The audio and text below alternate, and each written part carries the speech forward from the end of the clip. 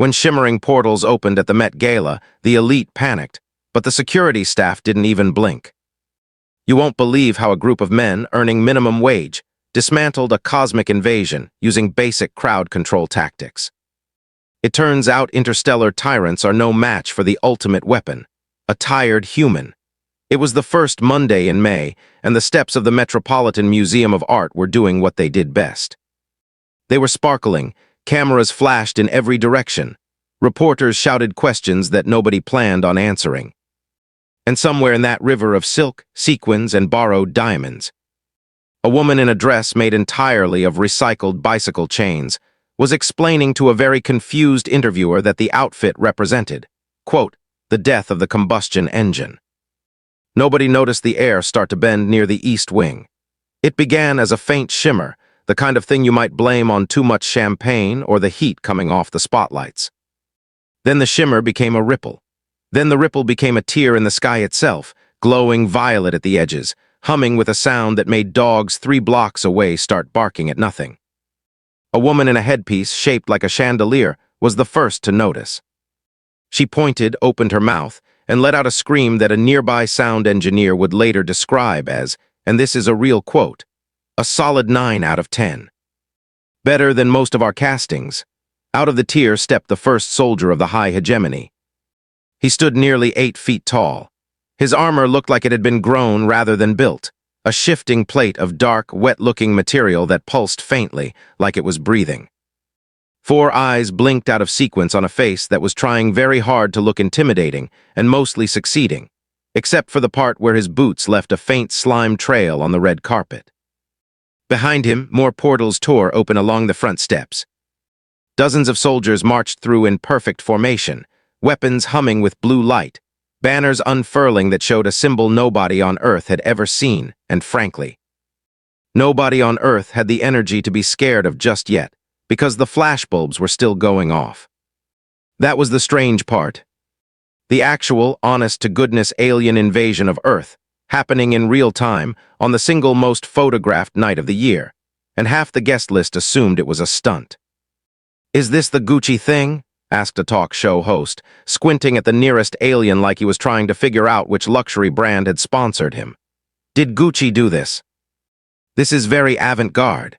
The alien in question, a broad-shouldered enforcer whose armor pulsed an irritated shade of purple, turned toward the voice. He raised a weapon that could have vaporized a city bus.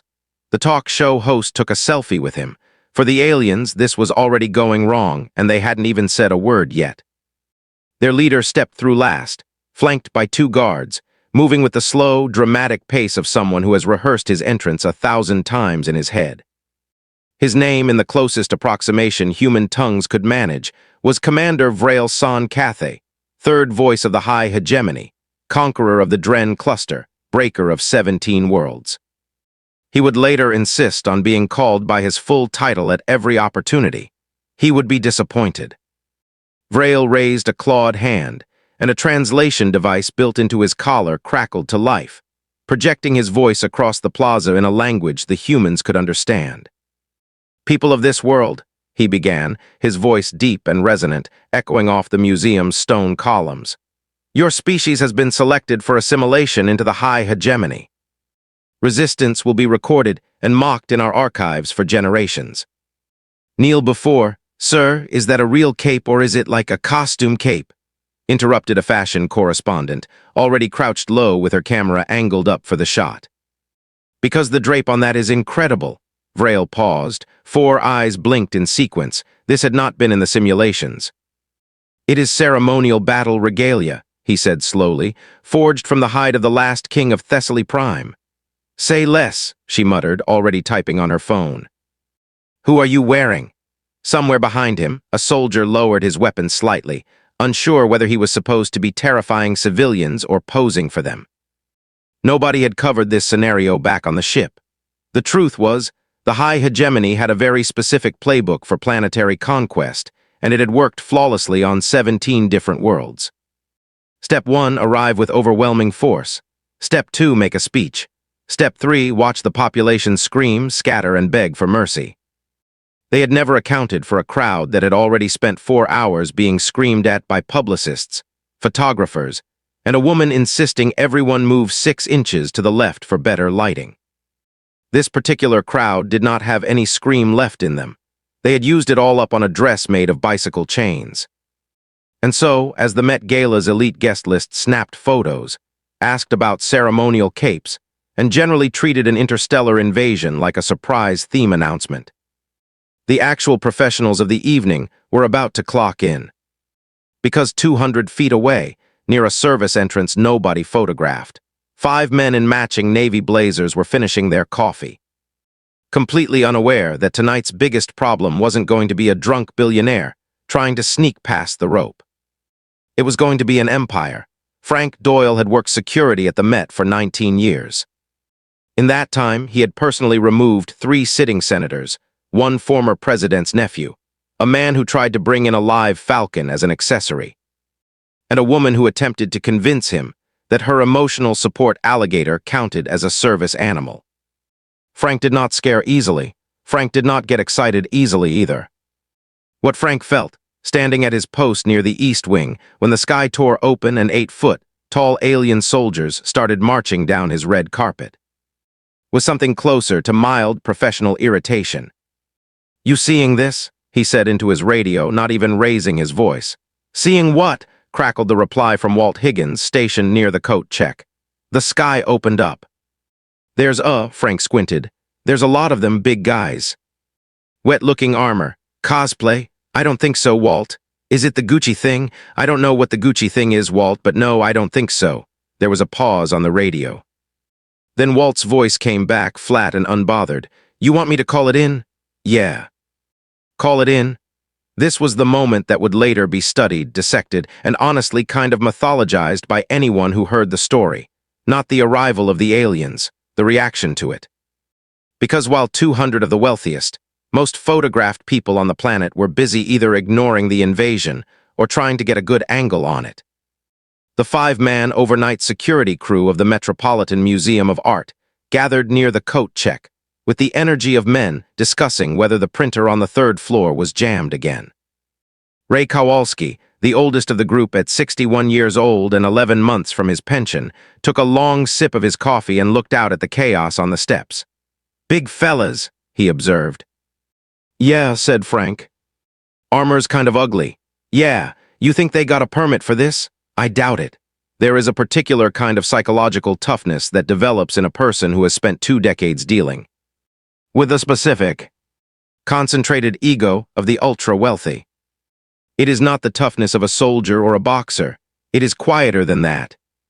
It is the toughness of a man who has been screamed at by a fashion designer over the placement of a step stool, who has had a movie star's assistant demand he personally apologize for the weather, who has watched a Nobel laureate throw a genuine tantrum over the quality of the shrimp cocktail. By comparison, an 8-foot alien in wet-looking armor announcing the conquest of Earth barely registered on the scale. "All right," Frank said, setting down his coffee. "Standard protocol. We treat this like a level 3 disturbance. Crowd containment first, we figure out the rest after." "What's a level 3 disturbance?" asked Tyler Brooks, the youngest guard on staff. 23 years old and still new enough to be visibly unsettled by the giant alien soldiers currently marching past the fountain. "Anything bigger than a level 2, but we're not calling the actual cops yet," Frank said. "Grab the ropes. The velvet ropes. The velvet ropes." Tyler stared at him. "Frank, there are aliens. I'm aware, Tyler, with guns that shoot like blue light. I saw that too, yeah, and your plan is the velvet ropes." Frank looked at him with the patient, slightly weary expression of a man who has trained a lot of new hires. "Tyler, in 19 years I have never seen a single person, rich, famous, drunk, or otherwise, successfully argue their way past a velvet rope when a guard was actually standing behind it. Not one. I've seen a man try to bribe his way past with a Rolex. I've seen a Grammy winner cry. The rope wins every single time. The rope is undefeated." What Frank didn't know, and what nobody on Earth could have known yet, was that he had stumbled onto something the hegemony's tactical computers had never modeled. Their entire invasion strategy was built around overwhelming a population that responded rationally to threat displays. Fear, panic, fleeing, negotiating. Their psychological warfare units had spent years calibrating the exact tone, posture, and volume needed to maximize submission in a target species. None of it accounted for a species that had developed, through decades of dealing with celebrity tantrums and museum donor egos, a near-total immunity to being told they were important, powerful, or dangerous by someone who wanted something from them. The soldiers of the high hegemony expected screaming. Instead, 5 men in navy blazers walked calmly across the plaza, unhooked a spool of velvet rope from a nearby stand, and began setting up a perimeter like they were preparing for the arrival of a mildly popular actor. "Sir," said one of the alien soldiers, translator crackling, as Ray clipped a rope stanchion into place directly in his path. "You are impeding the third voice's procession." "Yep," said Ray, not looking up from the stanchion. "Gonna need you to stay behind the rope, buddy." The soldier blinked all 4 eyes at once. This was genuinely a new experience for him. "Do you understand what I am?" "Not really, no. I am a void breaker of the Second Fleet. I have conquered worlds."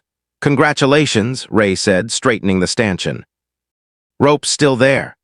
There is footage of this exact moment, captured on 19 different phones simultaneously, that would later be viewed over 400 million times. In it, an 8-foot-tall alien warrior, armored in living plating capable of shrugging off small arms fire, stands perfectly still, staring down at a strip of velvet rope held up by 2 brass poles, seemingly unable to process why his body has not simply stepped over it. He had conquered 17 worlds. He had never once been told to wait in line. Commander Vrail watched the scene unfold from the top of the steps, with a growing, uncomfortable sensation he did not have a word for in his own language. The closest human translation would be something like a slow-motion realization that the meeting you're in is not going the way you planned, and everyone else in the room has noticed too. "Report," he snapped to his lieutenant. "Sir, the population is not fleeing." "I can see that. Why aren't they fleeing?" "Unclear, sir. Several are requesting photographs. One has asked if you would consider an interview for something called, entertainment tonight." Vrail's 4 eyes narrowed. "And our forward unit?" "The one attempting to secure the east entrance." "Contained, sir." "Contained by what?" "A rope, sir." Vrail stared at his lieutenant for a long moment. "A rope. A velvet rope, sir. Ceremonial in appearance. Structurally, it should present no barrier at all, but the unit reports an inability to cross it without, quote, causing a scene. This is the point where it's worth explaining exactly why the high hegemony's weapons, technology capable of leveling city blocks on other worlds, struggled so badly against a 200-year-old New York City institution. It wasn't that the weapons didn't work. It was that nobody in the invading force had been trained on the single most powerful defensive force in the tri-state area. A security guard who has personally decided you are not going to be the exception to the rule tonight. Plasma rifles, it turned out, are extremely intimidating right up until the person holding the door refuses to acknowledge them as a threat and instead treats you like someone who forgot their tickets. "Sir, you can't bring that in here," Walt Higgins told a soldier attempting to march directly through the main entrance with a weapon roughly the size of a canoe strapped to his back. The soldier, confused, gestured at the weapon. "This is an Annihilator-class disruptor cannon. I don't care what it's called. It's not going through the metal detector. It will destroy the metal detector." "Then you're really not getting in, are you?" There is a particular tone New York security staff use, a flat, unbothered, slightly bored tone that carries within it an unspoken message. "I have seen worse than you. I am not impressed by you, and honestly, you are holding up the line." This tone, it turns out, works on invading alien commanders just as well as it works on impatient tourists. Mostly because neither group has ever encountered a human who simply refuses to be afraid of them on principle. Meanwhile, Frank Doyle had discovered something even more effective than the rope, the flashlight, not just any flashlight.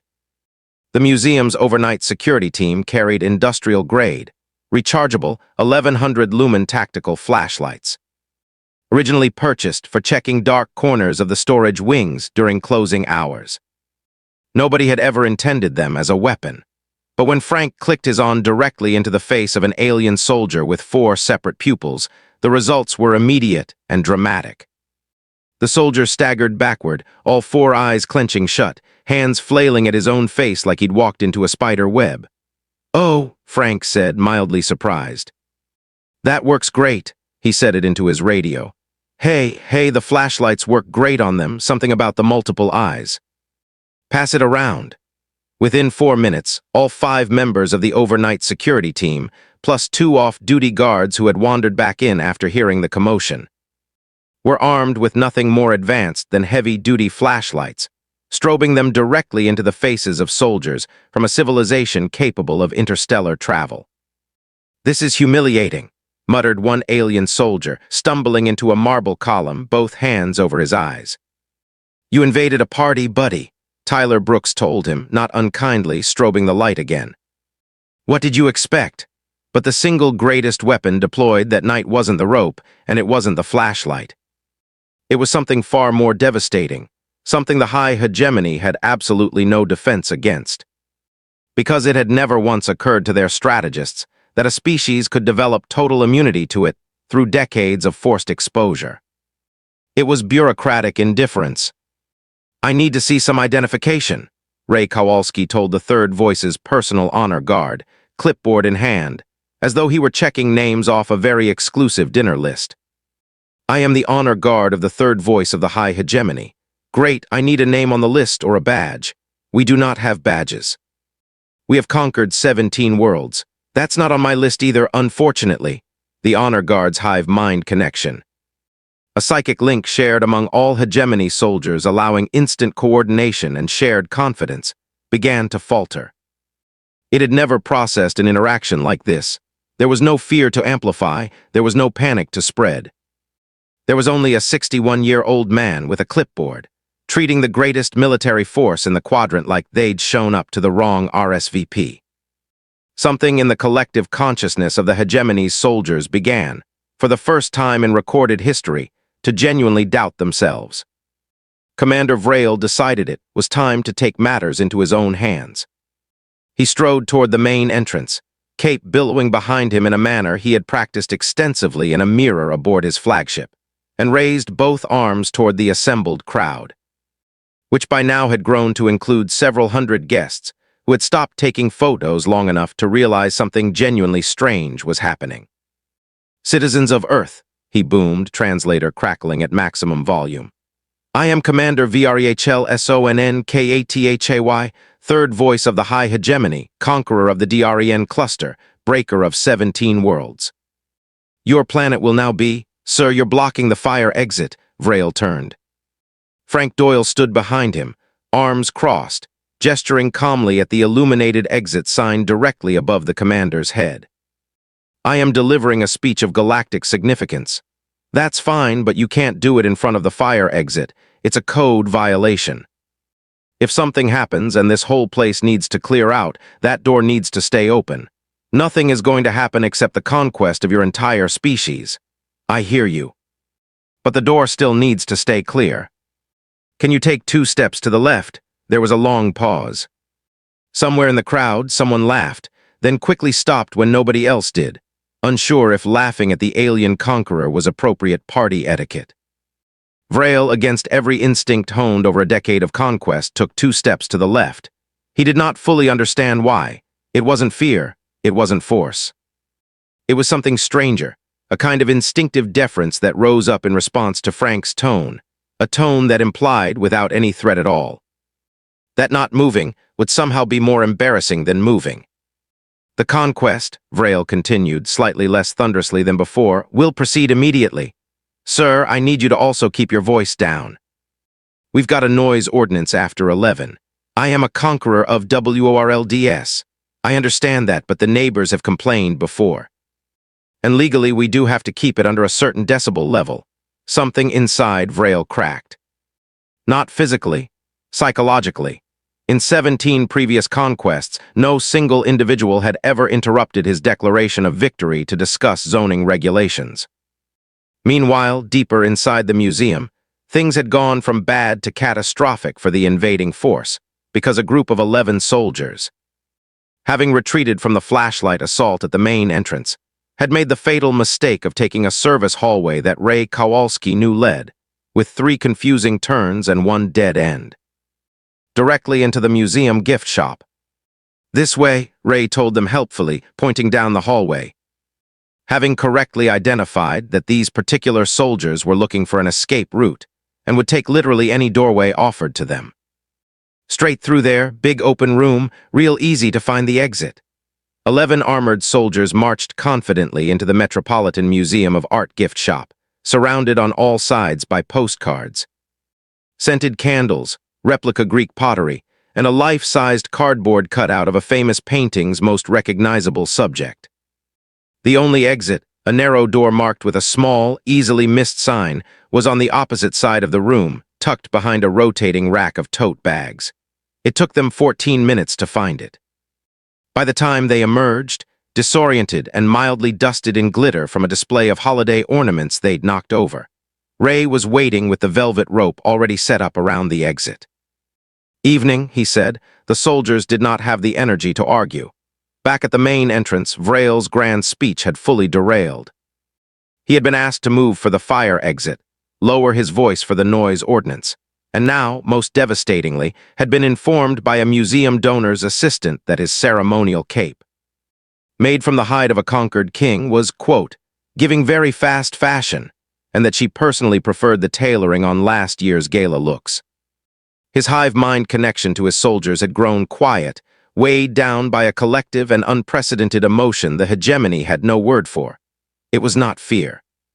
It was something closer to the specific exhaustion of realizing you have shown up somewhere overdressed, underprepared, and nobody is going to tell you directly.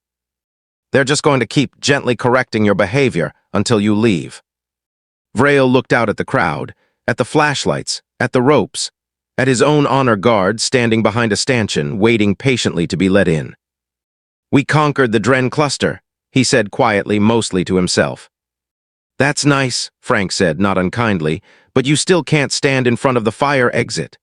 By 1 in the morning, less than 2 hours after the first portal had opened, the High Hegemony's invasion of Earth had quietly, almost embarrassingly, fallen apart. It hadn't ended with a great battle. There was no explosion, no final stand, no dramatic sacrifice. It ended the way most bad nights out end, with everyone slowly realizing they weren't having a good time, and starting to leave a few at a time until suddenly the whole thing was over. Vrail's honor guard had been the first to go, quietly retreating back through their portal after being asked, for the 3rd time, to please stop blocking the coat check line. The 11 soldiers from the gift shop followed shortly after, still finding glitter in their armor plating. By the time Vrail himself gave the order to withdraw, less than 60 of his original 200 soldiers remained on the plaza, and most of them were sitting on the museum steps looking faintly stunned, the way a person looks after a job interview that went unexpectedly poorly. "We will return," Vrail announced, with considerably less thunder than his earlier declarations as he stepped backward toward the last remaining portal. "This is not a defeat. This is a strategic reassessment." "Sure thing," Frank said, already coiling up a length of velvet rope. "Drive safe." The portal sealed itself with a soft, almost apologetic shimmer, and then the sky over the Metropolitan Museum of Art was just the sky again. City haze and the faint orange glow of streetlights, as though nothing had happened at all. What was left behind told a stranger story than the invasion itself. Museum cleanup crews arriving the next morning found scattered pieces of alien technology, cracked helmet plating, a dropped disruptor weapon, and a strange pulsing orb later identified as some kind of communication device, all of it lying near the east entrance. With no formal instructions on what to do with alien military hardware, and a gala cleanup schedule to keep. Most of it was swept up alongside the broken champagne flutes and abandoned name tags and hauled off with the rest of the night's debris. 3 separate pieces would later surface at a downtown gallery, sold as part of an experimental installation titled Fragments, for a combined total of $240,000. Nobody involved in the sale ever learned what the pieces actually were. The story that dominated headlines the next morning wasn't about first contact or an averted alien invasion or the fate of humanity. It was about overtime pay. Frank Doyle, Walt Higgins, Ray Kowalski, Tyler Brooks, and the rest of the overnight security staff had worked nearly 4 unplanned extra hours, handling what the museum's official statement carefully described as, quote, an unexpected security situation involving unauthorized attendees, and their union representative made absolutely sure that detail didn't get lost in the noise. Look, I don't know what those guys were, Frank told a reporter the next day, sipping coffee from the same thermos he'd had the night before. But they didn't have tickets, and they were blocking a fire exit. That's really all there was to it. When asked whether he was scared during the encounter, Frank thought about it for a long moment. Scared of what? He said. I've been yelled at by 3 different Oscar winners this year alone. Guy in a cape telling me he conquered 17 planets just wasn't gonna move the needle. Ray Kowalski retired 11 months later, exactly on schedule, and reportedly told his replacement exactly one piece of advice on his final day: the rope always wins. Tyler Brooks, the young guard who had questioned whether velvet rope was really an adequate defense against interstellar invaders, would go on to become the museum's head of security within 3 years, largely on the strength of a single sentence he included in his promotion interview. I learned that most problems, even really big ones, get a lot smaller if you just refuse to treat them like a big deal. As for the high hegemony, satellite analysts and a handful of amateur astronomers would later claim to have tracked unusual energy signatures near the edge of the solar system in the weeks that followed. Signatures that appeared, then lingered, then slowly moved away, as though someone out there was still deciding whether coming back was really worth it. Because somewhere out among the stars, in a war room full of tactical displays and conquered worlds, Commander Vrail San Cathay sat quietly, replaying the footage of his own defeat, trying to explain to his superiors exactly how an army capable of leveling cities had been driven off by 5 tired men, a spool of velvet rope, and a strongly worded reminder about fire code compliance. It turns out the universe's most advanced armies had never accounted for humanity's actual secret weapon. Not our missiles, not our military, not even our scientists. Just a guy named Frank who had absolutely nothing left to be impressed by and a job to finish before his shift ended. Now here's a question for you before you go. If an army that conquered 17 planets couldn't get past a velvet rope and a tired security guard, what actually scares you more, the alien invasion, or the guy at the door who's seen it all and simply refuses to be impressed? Drop your answer in the comments. I want to hear which one you'd rather face. And if this story gave you even one good laugh tonight, do me a favor and share it with a friend who needs a reason to believe security guards are the real final boss of any building. Hit that share button, send it to your group chat, and let me know down in the comments which part had you laughing the hardest: the velvet rope, the flashlights, or the gift shop. I read every single comment, so don't be shy. Thanks for sticking around all the way to the end, that means a lot. If you want more stories like this one, make sure you're subscribed, because trust me, Frank and the boys are not done yet.